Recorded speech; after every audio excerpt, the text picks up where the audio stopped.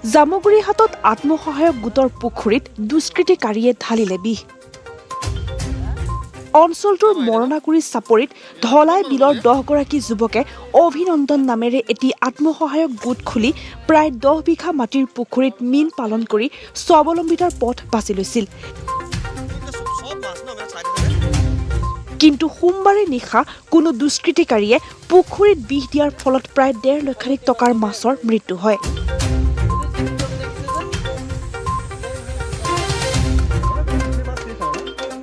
দহজনীয়া গোট বনাই অভিনন্দন নাম দি আমি এই চাপৰি অঞ্চলত 30 বিঘা মাটি ভাঙি পেলাই 10 বিঘাৰ এটা ফিচাৰী খান্দিছিলোঁ। তাত আমি বহুত সপোন ৰচিবলৈ ভাবিছিলোঁ। যথেষ্ট পৰিমাণৰ মাছৰ পোনা ইয়াত দিছিলোঁ। যোৱা বছৰো দিছিলোঁ, এই বছৰো দিছিলোঁ।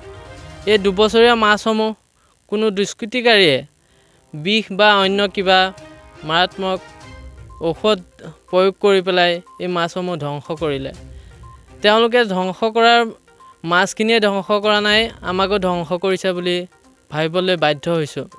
আপোনালোকে এই চাৰিওকাণে চাওক পুখুৰীটোৰ মাছৰ অৱস্থা, মাছৰ যিসমূহ মাছ আছে দেখিলে আপোনালোকে নিজকে ধিক্কাৰ দিব লাগিব।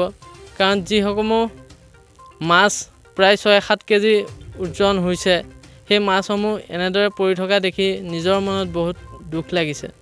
অকল মৎস্য পালনেই নহয়, আমি ইয়াত যথেষ্ট পৰিমাণৰ কষ্ট কৰিছোঁ। সৰিয়হ খেতিয়ে হওক, আলু খেতিয়ে হওক, নানা ধৰণৰ খেতি কৰি এখন ফাৰ্ম স্বাৱলম্বী হ'বৰ কাৰণে যিসমূহ কৰিব লাগে সেই কাম আমি কৰিছিলোঁ।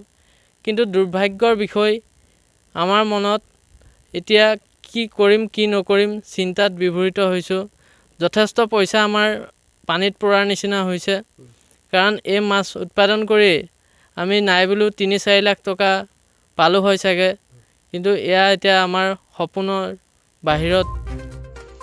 ইতিমধ্যে ঘটনা সন্দৰ্ভত আত্মসহায়ক গোটৰ সদস্যসকলে জামুগুৰি আৰক্ষীক অৱগত কৰিছে।